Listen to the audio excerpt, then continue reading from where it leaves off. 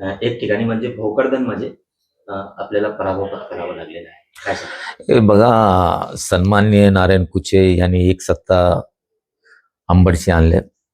मागेही कुचे साहेबांचा तिकडं वर्चस्व होता, पण जे चमत्कार झाला ते परतूरमध्ये झाला.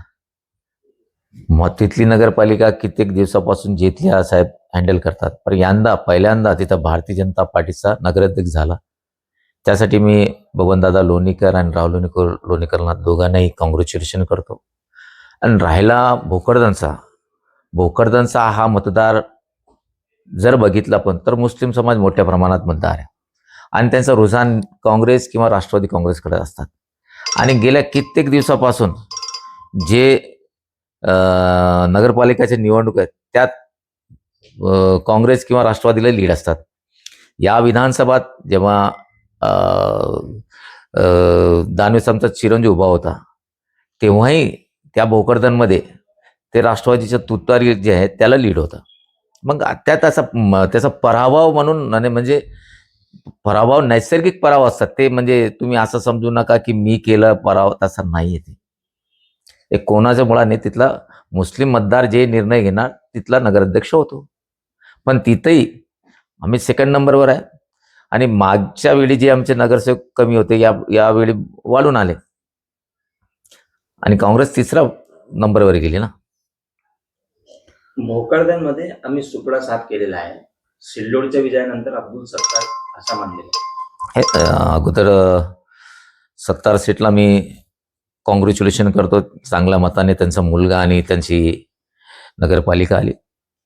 राहिला 70 सीटचे बंटले, त्यात काही तथ्य नाही, कारण भोकरदनची जे हे आहे आपला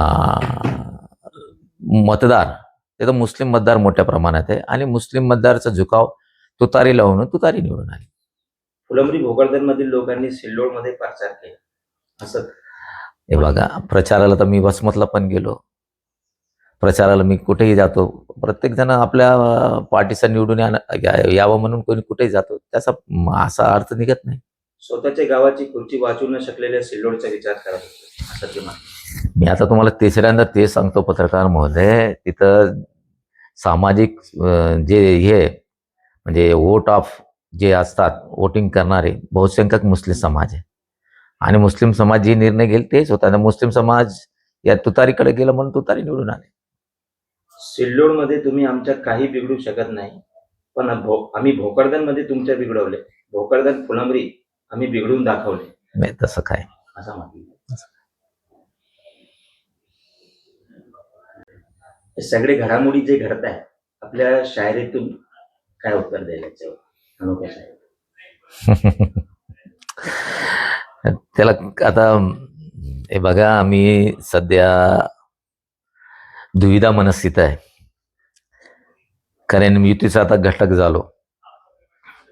पण आता एवढंच बोलतो, हमको मालूम है हकीकत जन्नत की, दिल बहलाने के गालिब तेरे ख्याल अच्छा है.